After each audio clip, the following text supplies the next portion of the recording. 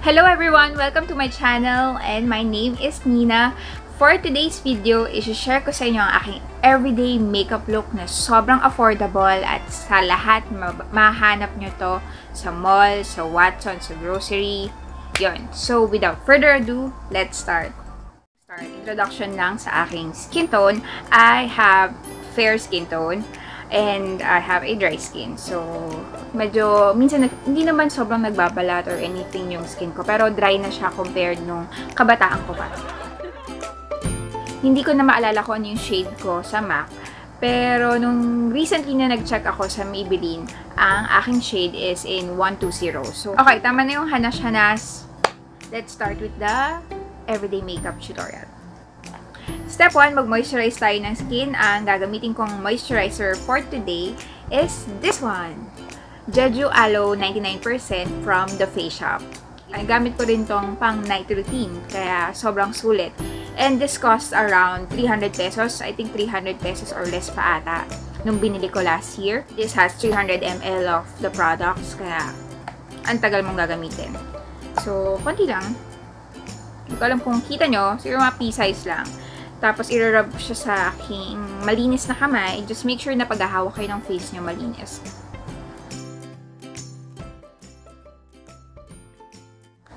Okay. Medyo antayin nyo lang siyang matuyo. Siguro mga 2 to 3 minutes matutuyo na siya. Next, para sa ating makeup base, itong Pond's BB Plus Cream. I'm in the shade Light. And it has SPF 30 PA++. Ang gusto ko sa kanya, all-in-one na siya kasi may sunscreen ka na, meron ka pang makeup base, parang concealer mo na din siya. Coverage na is light to medium coverage. Gamitin lang natin yung ating fingertips sa pag-blend ng ating product. Hinahanap ko lang yung mirror ko kung saan ko nailagay. Ayun.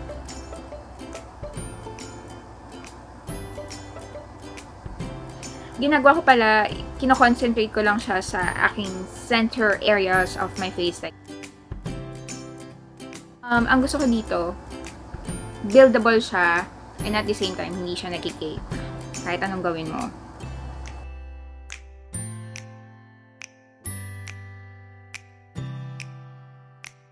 So, habang nagsiset ang ating makeup base, gusto ko nang mag-blush on. Ang gagamitin natin is this one. Wala na siyang pangalan. Bilena. EB Advanced Lip and Cheek Stain. I'm in the shade, or this one is in the shade Perfect Plum. Gusto ko dito hindi siya masyadong red na red. Parang sakto lang.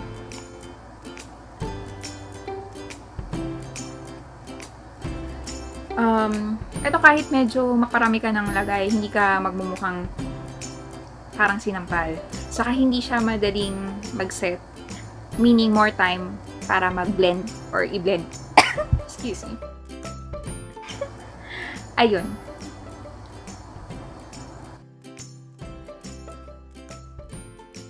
Kita niyo ba? Dagdagan pa natin ha.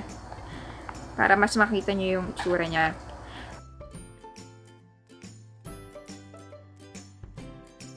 Nilalagyan ko ng konti yung ating nose para parang drunk blush effect yung dating. Next is ang ating pangkilay. Ito ang aking pinaka-favorite na pangkilay. This one is from Daiso. Tada! Eyebrow pencil from Daiso. Marami silang eyebrow pencil doon, pero sa lahat ng na-try ko, ito yung the best. Number 1 dahil sa shade niya. It has a grayish-brown shade na bagay sa aking hair or sa kulay ko. I don't know. Gustong-gusto ko siya. Isa lang ata yung ganitong color na lalagyan. Ang nakalagay sa kanya, natural brown. Tapos yung isa, medyo darker pink na container. I think dark brown yun. Pero hindi ko pa na-try yun eh. Bagong bili ko lang to eh. Ganito kahaba na siya. 88 pesos lang. At may kasama na siyang spoolie. Okay. Sa ating kilay, i-outline lang natin yung ating brows.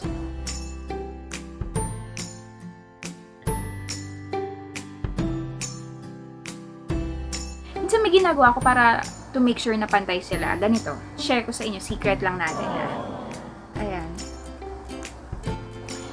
Nagagawa ko ng line sa aking ano man tawag dito? nose area. Upper nose area na kung saan yun yung magiging base ng ating, or yun ko lilinyahan yung kilay ko.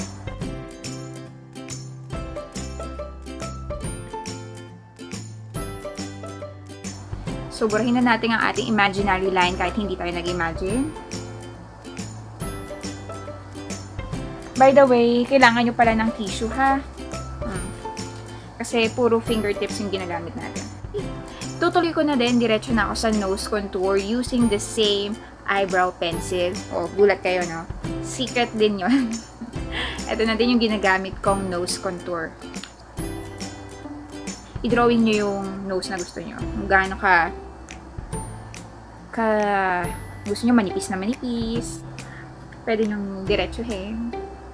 At kung sadyang katulad ko din kayo na walang maidiretsong nose, ito yung sikreto natin para magkaroon ng konting contour or tangos ang ating nose. Tapos using our fingers or pinky finger, blend natin siya.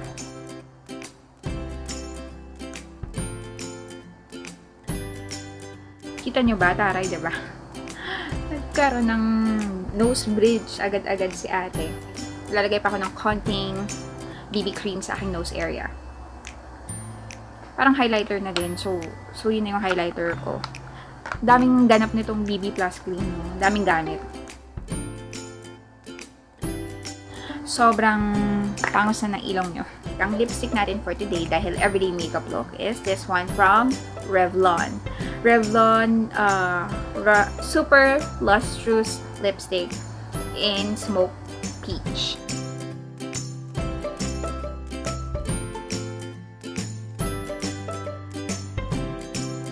Mag-moisturize pala kayo ng lips ha before you apply your lipstick. Para medyo may ganap yung ating lips, para medyo gradient effect pala, gagamit tayo nitong NYX lip gloss in the shade, hindi ko alam, binigay lang siya sa akin. Pero kung meron kayong red lipstick, okay na din yun. Nagawa ko dito sa gitna. Yan, ito din. Sa gitnang area ng inyong lips. Din nyo ilalagay. Tapos, i-blend-blend nyo lang. Ng very, very light.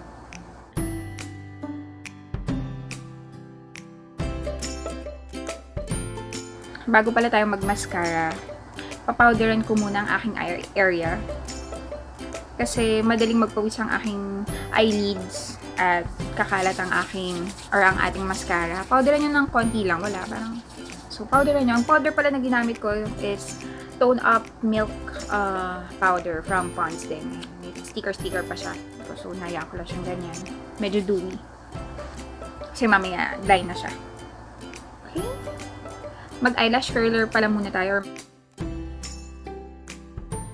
Ang mascara na gagamitin natin ay sobrang mahal. Hindi, joke lang. Sobrang mura niya at lahat makikita nyo ata to sa bangketa, sa grocery. Hindi siya madaling, kasi minsan nagpapawis yung eyelashes ko, tapos mukha na akong panda after ilang oras. Ito, wala. Hindi nagaganon yung eyelashes ko sa kanya.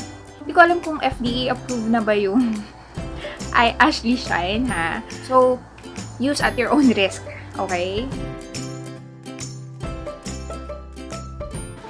We're done.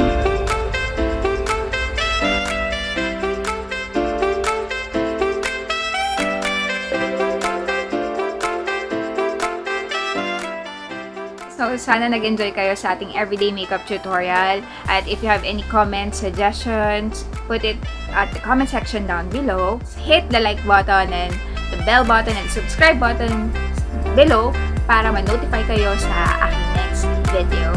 Thank you so much and bye!